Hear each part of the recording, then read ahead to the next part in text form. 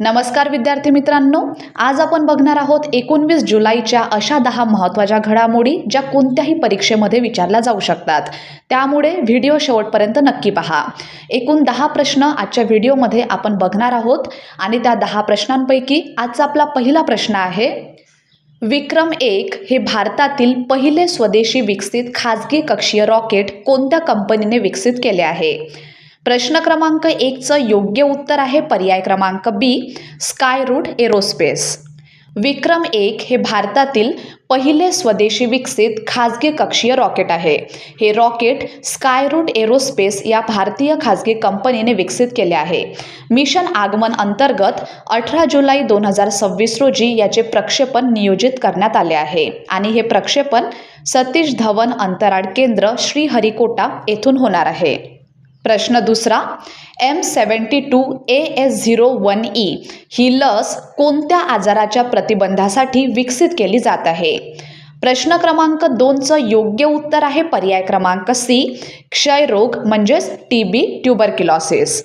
Serum institute of India SII ने gates medical research institute सोबत M72AS01E TB लस उमेदवाराच्या उत्पादनासाठी करार केला आहे। ही क्षयरोग म्हणजेच ट्युबरक्युलोसिस प्रतिबंधासाठी विकसित केली जात असलेली लस आहे। फेज 3 क्लिनिकल चाचणी यशस्वी होऊन आवश्यक नियामक मंजुरी मिळाल्यानंतर सिरम इन्स्टिट्यूट ऑफ इंडिया या लसीचे मोठ्या प्रमाणावर उत्पादन करणार आहे। प्रश्न तिसरा आहे, अलीकडे पृथ्वी विज्ञान मंत्रालयाच्या म्हणजेच मिनिस्ट्री ऑफ अर्थ सायन्सेसच्या सचिवपदी कोणाची नियुक्ती करण्यात आली आहे? योग्य उत्तर आहे पर्याय क्रमांक बी, डॉक्टर श्रीनिवास कुमार तुमल्ला। प्रश्न चौथा, अलीकडे पंतप्रधान नरेंद्र मोदी यांनी विविध विकास प्रकल्पांचे उद्घाटन कोणत्या केंद्रशासित प्रदेशात केले आहे? प्रश्न क्रमांक 4चं योग्य उत्तर आहे पर्याय क्रमांक बी, चंदीगड। पंतप्रधान नरेंद्र मोदी यांनी चंदीगड येथे विविध विकास प्रकल्पांचे उद्घाटन केले आहे। PGIMER post graduate institute of medical education and research Chandigarh येथे नवीन आरोग्य सुविधांचा शुभारंभ करण्यात आला। त्रिसिटी रिंग रोड नेटवर्कशी संबंधित महामार्ग प्रकल्पांचाही या पॅकेजमध्ये समावेश आहे। प्रश्न 5वा आहे, 22 जुलै 2026 रोजी भारतीय नौदलात कोणती नौका दाखल होणार आहे? प्रश्न क्रमांक 5चं बरोबर उत्तर आहे पर्याय क्रमांक बी, INS मालवण। INS मालवण ही माहे श्रेणीतील दुसरी anti submarine warfare shallow water craft आहे। 22 जुलै 2026 रोजी ही नौका भारतीय नौदलात अधिकृतपणे दाखल होणार आहे। या नौकेची रचना व निर्मिती कोचिन शिपयार्ड लिमिटेड कोची येथे करण्यात आली। पुढला प्रश्न, अलीकडे भारतीय नौदलाच्या ताफ्यात कोणते बहुउद्देशीय सागरी हेलिकॉप्टर दाखल झाले आहे? प्रश्न क्रमांक 6चं बरोबर उत्तर आहे पर्याय क्रमांक सी, MH-60R सीहॉक। भारतीय नौदलाला जुलै 2026 मध्ये आणखी एक MH-60R सीहॉक हेलिकॉप्टर प्राप्त झाले आहे। त्यामुळे नौदलात दाखल झालेल्या MH-60R सीहॉक हेलिकॉप्टरची संख्या 21 इतकी झाली आहे। भारताने अमेरिकेकडून एकूण 24 MH-60R सीहॉक हेलिकॉप्टर खरेदी केली आहेत। उर्वरित 3 हेलिकॉप्टर 2026 अखेरपर्यंत वितरित होण्याची अपेक्षा आहे। MH-60R सीहॉक हे लॉकहीड मार्टिन कंपनीने विकसित केलेले बहुउद्देशीय सागरी हेलिकॉप्टर आहे। याचा उपयोग पाणबुडी विरोधी युद्ध, पृष्ठभागावरील युद्ध, शोध व बचाव आणि विशेष मोहिमांना सहाय्य यासाठी केला जातो। प्रश्न 7वा, इंडिया मायनिंग वीक 2026चे आयोजन कुठे करण्यात येणार आहे? प्रश्न क्रमांक 7चं बरोबर उत्तर आहे पर्याय क्रमांक सी, नवी दिल्ली येथे।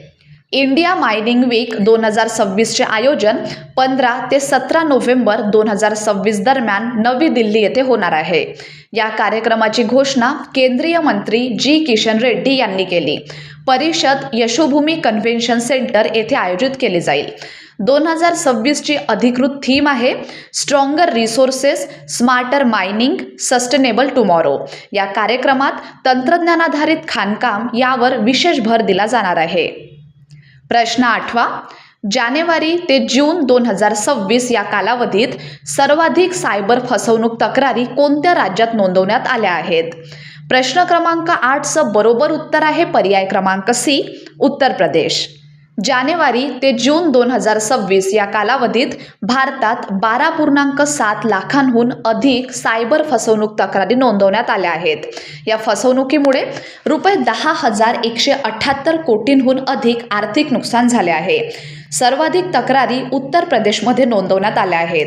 या सायबर फसवणुकीमध्ये दुसऱ्या क्रमांकावर आहे महाराष्ट्र, तिसऱ्या क्रमांकावर आहे कर्नाटक, चौथ्या क्रमांकावर आहे गुजरात आणि 5व्या क्रमांकावर आहे बिहार. उत्तर प्रदेश राज्याबद्दल जाणून घ्या. उत्तर प्रदेशची स्थापना करण्यात आली होती 24 जानेवारी 1950 रोजी. राजधानी आहे लखनौ. अधिकृत भाषा वापरली जाते हिंदी आणि उर्दू. मुख्यमंत्री आहेत योगी आदित्यनाथ. राज्यपाल आहेत आनंदीबेन पटेल. प्रमुख राष्ट्रीय उद्याने आहेत दुधवा राष्ट्रीय उद्यान आणि पिलीभीत राष्ट्रीय उद्यान. प्रमुख धार्मिक स्थळे आहेत काशी विश्वनाथ मंदिर, राम जन्मभूमी आणि त्रिवेणी संगम. पुढला प्रश्न, आंतरराष्ट्रीय नेल्सन मंडेला दिन दरवर्षी कधी साजरा केला जातो? प्रश्न क्रमांक 9चं बरोबर उत्तर आहे पर्याय क्रमांक सी, 18 जुलै रोजी.